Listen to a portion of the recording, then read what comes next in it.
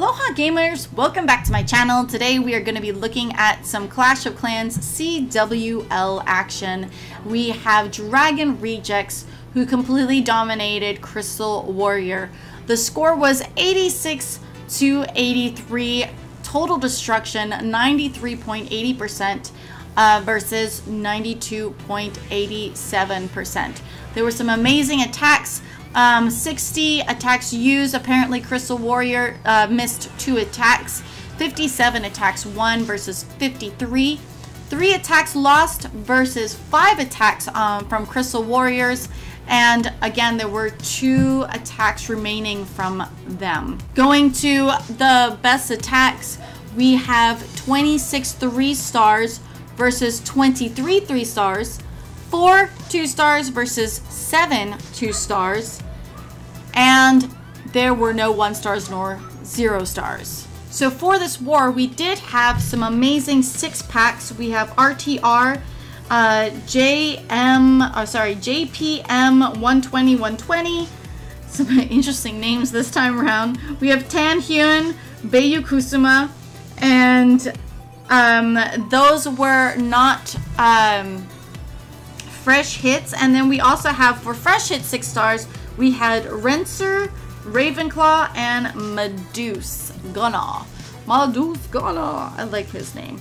So for today, we do have in the lineup, we have 2 10v10 3-stars. So yes, excited about that. And we have 5 9v9 fresh hits headed your way for today's video. So let's go ahead and jump right in. So for our first attack of the day, we have a 10v10 Akarin number 5 going up against number 13 from Crystal Warriors. And it looks like he's going to be using a GoBoLaLoon. This is going to include a Golem, 19 Loons, 3 Lava Hounds, Bowlers in the CC, and of course your spare troops. We have a heal, a rage, a jump, 5 hastes, and a poison. This attack lasted about 2 minutes and 45 seconds. So we're gonna go ahead and hit this play button. And as you see coming in, we have the Queen dropping in at the north, followed up with Giants and Wizzies at the bottom west side, just creating a solid funnel with a Town Hall 10. Especially with air, you really want to make sure that you get that Inferno Tower, and hopefully you can get the air defense and lure the CC. So his Queen did not get as deep, I think, as what he was hoping for. I'm not sure if he was hoping to get that Inferno Tower or what the deal was, but I think he was hoping that she would go longer. So usually by now, if you're at Town Hall 10, you're kind of in panic mode if your Queen goes down prematurely. So he's got his bowlers in, and he's got his Golem, and he does manage to take out 2 air defenses. So that being said, he still has 2 Infernos and 2 air defenses left, so he really has to use his Loons wisely. So his Loons, or sorry, his Lava Hounds have been dropped, and the Loons are coming in really nicely. He drops a heal over that Tesla and Inferno Tower, so those Loons are ready to go. He still has 2 Lava Hounds lit on that air defense there in the corner, and all those Loons are packing together like that. And this is really like one of those kind of attacks where you're really holding your breath, hoping that that Inferno does not melt every single one of the Loons. Luckily, a Loon goes and helps take down some damage. Those Skellies are coming in. He does have those cleanup troops that are going to clear up those outside buildings. If he didn't have all those cleanup troops, this might not have been such an amazing 3-star. It might have been one of those fabulous 99% that we all know we love to get. So really good job there by Akarin. Way to 10v10 3-star this base. Our next 10v10 is brought to us by Crimson King, number 7, attacking number 14. And he is going to be using what looks like a DragLaLoon attack. Now this DragLaLoon attack is going to consist of 8 dragons, 8 loons, 2 baby drags, and some extra cleanup troops. His spellage is gonna be 2 lightnings, a heal, 2 rage, a haste, and a quake. In the CC, he does have a lava hound for when he drops them loons. This attack ran him about 2 minutes and 15 seconds, which honestly is a really quick attack considering that this is a 10v10. So jumping right into this attack, we can see here at the top northeast, he has his wizards already dropped, taking advantage of the fact that they are out of range from those point defenses. The queen is dropped, so he's going to immediately get that town hall before anything really gets taken out. So again, when it comes to air attacks, your focus is definitely an air defense or an inferno tower, hopefully CC. With this kind of attack, the DragLaLoon attack, you don't really have to worry too much about the CC or even the enemy archer queen, but you do want to take out, again, at least 2 air defenses so that you can funnel in the dragons. So the dragons now have been funneled in at the top. He set the stage, and you can already see the path he's gonna be taking. He's gonna be raging them, hopefully over that Inferno Tower, and they're gonna take out the Inferno Tower, they're gonna take out the Queen, and they're gonna take out whatever else is standing in their way from up over there. Now he drops in that Lava Hound at that top air defense with some LaLoons down there at the bottom. That's going to take it out really quick. And now that there's not much air defense in that top section up over there at all. So the rest of it is just smart play. His Lava Hound is now gone all the way down to the last air defense. The loons have come in and swept over it. And all that's really left to hinder him is that last Inferno Tower, which is really giving him a hard time right now because that air sweeper is really pushing that dragon and taking it for a ride. But that dragon is withstanding the test of time, and it is going to be seconds. Yes, the Inferno Tower is down, and all that's left is basically clean up. So 20 seconds left in this attack. His dragons are chasing after Lava Hounds and Loons while the rest of his stuff cleans up the rest of the base.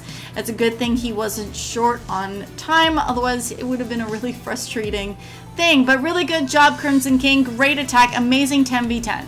Okay, so coming in for our first 9v9 action, we have number 21, Ravenclaw, attacking number 16. And he is going to be using what looks like a quad LaLoon attack. Now, this quad LaLoon attack is going to consist of 4 Lava Hounds, one of them being in the CC, 21 Loons, and the rest is pretty much cleanup. We also have a heal, a rage, 2 hastes, a poison, and there are 3 skelly spells. So, curious to see what he does with those skelly spells. I do love a bit of skelly spell air defense action.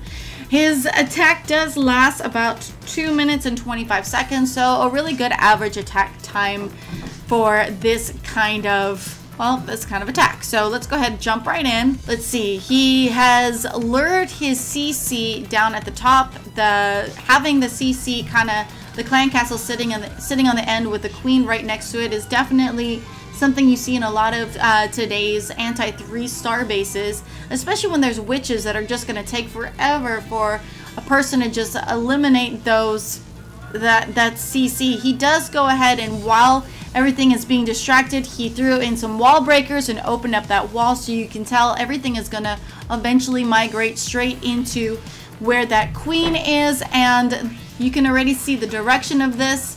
He's got a great lead into where those air defenses are. So he's dropped his first loon, and of course, look at the spell. Look at the skelly spell on this. He drops the skelly spells, 3 of them right there. There's no splash damage, and it's just taken out that air defense so quickly. And I'm pretty sure it's going to end up taking out that. Oh, it doesn't take out the archer tower.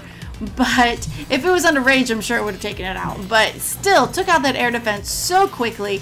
And now the lava hounds are basically sent into mission. The loons have been dropped, and everything is just a matter of covering the rest of this base. He's got great pathing going across, and those pups are popping just exactly where they need to be popping. Everything is just going as planned, and this was a really beautiful air raid. Beautiful air raid by Ravenclaw. Great job, and I love how you used it. So much time left. All he needed was cleanup, and he had so many troops left for cleanup. So really good job here by Ravenclaw.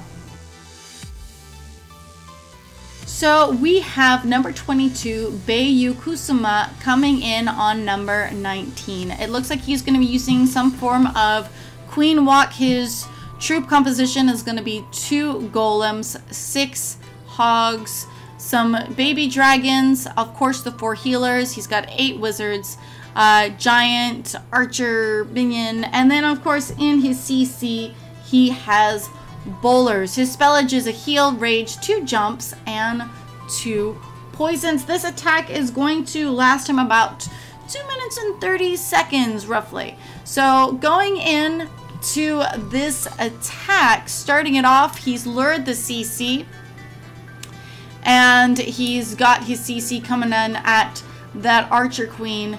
He drops his poison, and he has now dropped his queen with the healers. She's going to take out that CC really quickly, really easily. She shouldn't need to use... Ooh, is she going to need... Is he going to... Oh, he does. He enrages her.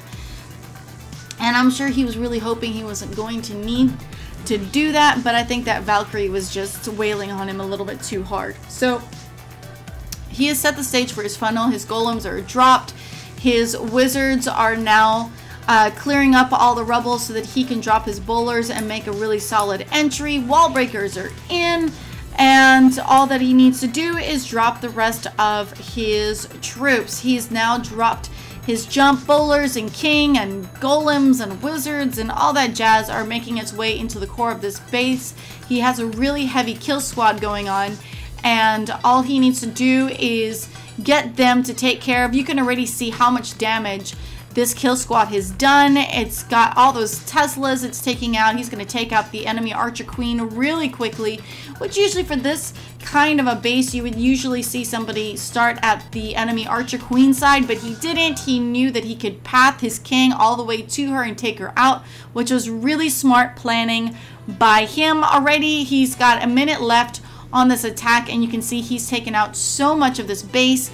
That baby dragon is going to destroy that enemy archer tower, and the queen is going to have her way with the king, and the rest of this base is pretty much owned. He's got 1 point defense left, and it's just stuck on the golem. All he needs to do is get his queen to make her way around the base and drop the rest of his cleanup troops. This base is owned. Really good job by Bayu Kusuma. Obviously, you are an amazing planner, and there were no troops wasted on this base. Good job. So we have Banana, number 20, attacking number 23. And he is going to be using the amazing Witch Slap. I know a lot of you guys have seen this attack. It is one of my favorite attacks for Town Hall 9. And basically, his troop comp for this witch attack is going to be 12 witches, 4 healers, 4 wizards, and of course he has bowlers in that CC. His spellage is a heal, rage, 2 jump, poison, and skellies. So let's go ahead and jump right into this attack, and he drops his witches down the west side of this base, and he should be dropping his witches down. Is it going to be the south or is it the north? I'm not really sure. Oh, I see him. He dropped them up at the north. So he's wrapping his witches around this base, starting from the west and the north side. And he has now dropped his king, his queen, his bowlers. He set that jump, and they're going to go deep into the heart of this base. It's a pretty good kill squad going on here. He is going to drop that second jump, and there's so much damage going on in the center of this base. I mean, so much going on. The witches are clearing around the outside. The queen is taking care of the inside and the enemy CC. He still has a king and queen from the enemy side that he has to take care of. But by the looks of it, it really shouldn't be that hard of a task to complete. The one thing with these kind of witch attacks, you really want to make sure that you don't do it on bases where there's a lot of opportunities for the air defenses to take out the healers. So once the healers are done, your witches are pretty much left on their own. So you really want to hope that they can get as much of the base taken out before the healers get taken out. So his Archer Queen now has taken out the enemy's Archer Queen, and all that's left is that little section of the base. Such an amazing witch slap attack. Banana, you are the man, baby. You are the man. So great attack there. Up next, we have number 16, Michael White, attacking their number 27. He is going to be using the stoned hobo attack, and this troop composition is going to consist of 3 golems, 14 wizards, 14 hogs, and in his CC, he has bowlers. His spellage is going to be to heal, a rage, jump, 2 poisons, and this attack lasts just over 2 minutes. So a really quick attack done by him. We're going to go ahead and jump right into this and see again when it comes to the stoned hobo attack. This is a 3 golem spread, so he does need to make sure that he spreads his golems really nice and wide. Sometimes people, when they use 3 golems, they don't spread them out wide enough, and they can take in a lot of damage. So you want to take advantage of how much area you can clear. So you can see he dropped his one all the way, you know, almost as far east as he could. He dropped the other as almost far west as he could, and he's dropped his 3rd golem now in the middle, and it's just taking out so much. The entire underneath part of this base is completely already taken, just cleaned up. I mean, such 3 golems, all those wizards. I mean, it's such a heavy kill squad. It really is, and it clears so much of the base. And he still has 14 hogs to use on this base. So it's really an attack strategy that I feel like it's underused. It's really powerful, especially when used right. Most people, again, when they use this base, they put their golems a little bit too close, and they don't clear as much of the base as what they should. So the hogs are coming in now all around from different portions. He didn't even do a surgical hog raid. He just kind of dumped them wherever there were defenses left, and who cares? There were so many hogs, and he got that Tesla farm, and that last archer town is down. The rest of this base is toast. All it is cleanup. Amazing job, Michael White. Way to show everybody how to use this attack. Good job, dude. So for our last and final attack of the day, we have number 29, Lord Bello, or Lord Belho, attacking their number 30 green. And it looks like he's going to be using a Queen Walk LaLoonian. So his troop comps are, or his troop comp is going to be, there's the Queen Walk, so we have 5 healers, 17 loons, 8 minions, a Lava Hound, and in his CC he has another Lava Hound. His spellage is a heal, 2 rage, 2 poisons, and 2 haste. So without further ado, let's go ahead and jump into this attack. So he drops his queen east side, where that town hall is. He drops some minions and wizards to help create the funnel, making sure that the queen, again with Queen Walk's direction is everything. So if she starts walking down when you want her to walk up, or vice versa, it's, you know, oh man, the recovery when a queen goes in the wrong direction is such a pain. So this is a air attack, so he needs to take out the air defenses. Oh man, that wizard locked onto that air defense, and man, I don't know if he was hoping that it would take out that air defense or not, but the queen takes out her air defense, and she takes out the enemy CC. I'm not sure if he wanted her to go up or down in this case, but at least she did get an air defense down, and hopefully she's gonna make her way around the base and get that air defense that that wizard was. I don't know, again, if he was targeting, if he was hoping the wizard would get that or not. Oh, nope, she is not going up anymore. She's going down, people. She is going down. Again, the Queen Walks, I'm telling you right now, And I don't know which way he was hoping she would go, but yeah, she's now going down. She's going to take out that air defense down at the bottom. And so maybe this was the original plan for her to go down, because it makes sense. Those two air defenses at the top there are so close together. He, he puts his one hound on the one, other hound on the other, and he's got his loons coming in hot from up top there. Again, looking at the queen, all the damage she's doing, she did take out the enemy archer queen, and she's going to take out a lot of the stuff around there. Hopefully, she will take out that X-bow. It is completely locked onto her, so it's not even looking at... Oh, no, it's not locked down anymore. But those loons are doing so much damage, and he's got the beautiful heal placement over the Tesla farm. Again, a lot of times people don't use heals in air attacks, and that's such a huge mistake, especially in today's anti-3-star bases with these Tesla farms. You want to have something to protect the loons against that splash damage that wears down all your loons at the same time. So the loons are being locked on by the Expo. The pups are going to take the Expo out. This base is pretty much completely toasted, roasted. I mean, it's cleared. Really good job. Really amazing air attack. And yeah, I love it. What a great way to end this last 9v9 action. Amazing victory for Dragon Rejects versus Crystal Warriors. You guys crushed it. It was such an amazing war to recap. Thank you so much for letting me do that. You guys are so cool. You guys are amazing. I'm so stoked to be doing these recaps for you. I can't say it enough every week. Again, if you guys want to stay tuned for what's going on in the CWL, for the invite or for premieres, I will link in my description fellow YouTubers that I follow and that I recommend you follow. So make sure you shoot them a subscription and stay tuned for what's going on in the CWL. Thank you so much for watching my video. If you liked it, hit me that thumbs up and make sure you hit me that subscribe. I will see you guys in the next video. Peace out.